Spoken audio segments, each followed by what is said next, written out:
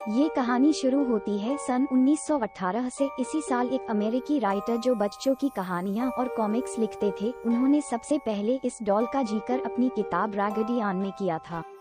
इस किताब में उन्होंने अपनी साथ हुई एक सच्ची घटना के बारे में बताया था। वह लिखते हैं कि एक बार वह अपने घर के बैकयार्ड में टहल रहते थे, तभी उनको वह डॉल पड़ी हुई मिली। उन्होंने कभी भी पहले ऐसी डॉल को अपने घर के आसपास नहीं देखा था, इसलिए उन्होंने अपने पड़ोसियों से पूछा कि कहीं ये डॉल उनकी तो नहीं, लेकिन उन्होंने इनकार कर दिया। उन्होंने इसके बारे में ज्यादा नहीं सोचा और डॉल को अपनी बेटी को दे दिया। वह डॉल को देखकर बहुत खुश थी। वह उसके साथ हर रोज खेलने लगी। खेलते खेलते उसको डॉल के साथ इतना लगाव हो गया कि वह डॉल को एक पल के लिए भी अकेला नहीं छोड़ती थी। वह घर में अकेली बैठी उसके साथ ज्यादा समय बिताने लगी और बातें करने लगी। उसके पिता को उसकी चिंता होती, लेकिन वो बच्ची समझकर उसे नजरअंदाज कर देते। लेकिन जब वह 13 साल की हुई तब वह किसी गंभीर बीमारी से पीड़ित हो गई। इलाज के लिए उसे वैक्सीन दे गई, लेकिन उसका उल्टा प्रभाव हो गया, जिसकी वजह से उसकी मौत हो गई। लेकिन अजीब बात ये थी कि जिस तरह वह डॉल रहस्यमयी तरीके से उनके घर में आई थी, ठीक उसी प्रकार वह गायब हो गई। ये कहानी लोगों में बहुत प्रसिद्ध हो गई। इसके बाद वह डॉल कई सालों तक कहीं भी नजर नहीं आई। धीरे धीरे लोग इसे भूल गए, लेकिन 1970 में ये डॉल हॉबी स्टोर नाम की एक दुकान में नजर आई। एक दिन किसी महिला को वह डॉल पसंद आ गई और उसने ये डॉल खरीद ली। उस महिला को ये बिल्कुल भी अंदाजा नहीं था कि यह डॉल भूतिया है, लेकिन उसने ये डॉल अपनी बेटी डोना को उसके जन्मदिन पर देने के लिए खरीदा था।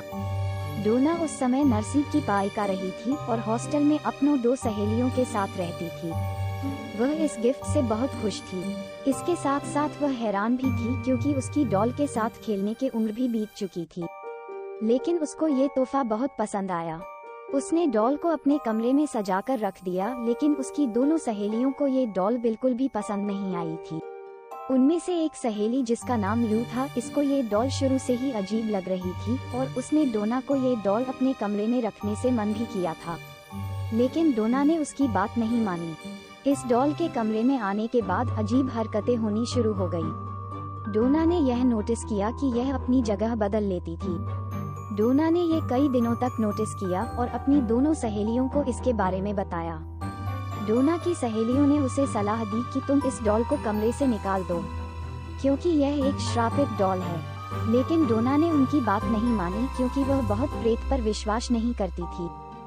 समय बीतता गया और लगभग 1 महीने के बाद उन्हें अपने कमरे में एक कागज का टुकड़ा मिला, जिस पर बच्चे के लिखावट में हेल्प मी लिखा हुआ था। उन्हें ऐसे टुकड़े कई बार अपने कमरे से मिले। एक दिन जब तीनों सहेलियां अपने कमरे में पहुंची तो उन्होंने देखा कि डॉल छाती पर और कमर पर लाल रंग के निशान पड़ गए हैं, लेकिन क्योंकि वह नर्सिंग कर रही थी तो उन्होंने इसका पता लगाने में ज्यादा समय नहीं लगाया कि यह रंग नहीं, खून है। इस दौरान भी डोना की सहेलियों ने उसे बाहर निकलने को कहा, लेकिन डोना ने उनकी बात नहीं मानी, क्योंकि डोना को भी इस डॉल से अजीब तरह का लगाव हो गया था। एक दिन लू घर में अकेली थी और डोना अपनी दूसरी सहेली के साथ कहीं बाहर गई थी। तभी लू को डोना के चीखने की आवाज आई। वह ये भूल गई थी कि डोना तो घर में है ही नहीं, और जब वह कमरे में गई तो देखा कि उस कमरे में उस डॉल के अलावा कोई नहीं है।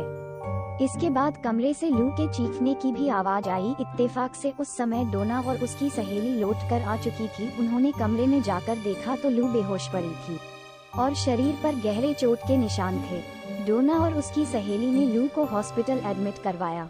2 दिन बाद लू को होश आया और उसने बताया कि उस पर हमला उसकी डॉल ने किया था। ये बात सुनकर वह हैरान रह गई। डोना तुरंत ही चर्च जा पहुंची और फादर को उस घटना के बारे में बता दिया। फादर ने उनकी बात सुनकर उनको अपने सीनियर फादर के पास भेज दिया। उन्होंने कहा कि इस डॉल में बुरी आत्मा का साया है और यह बात उनके संभालने योग्य नहीं है। इसलिए उन्होंने ये खबर पैरानॉर्मल एक्टिविटी एक्सपर्ट पति पत्नी को दे दी। ये दोनों डोना के हॉस्टल पहुंच गए और डॉल के साथ 1 हफ्ता बिताया। 1 हफ्ता बिताने के बाद उन्होंने बताया कि इस डॉल के अंदर एक शक्तिशाली आत्मा का वास है और ये आत्मा डॉल से निकलकर इंसानी शरीर में जाना चाहती है। इसने डोना का शरीर चुना है।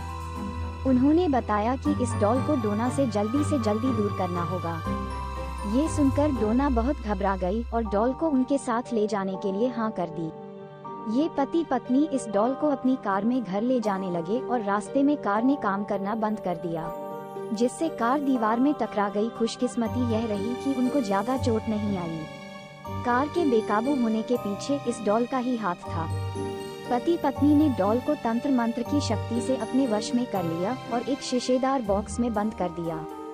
इसके बाद उन्होंने इस बॉक्स को अपने ही एक अकल्ट म्यूजियम में रख दिया। आज भी आप इसे इसी म्यूजियम में देख सकते हैं और साफ साफ बॉक्स पर एक वार्निंग भी लिखी हुई है कि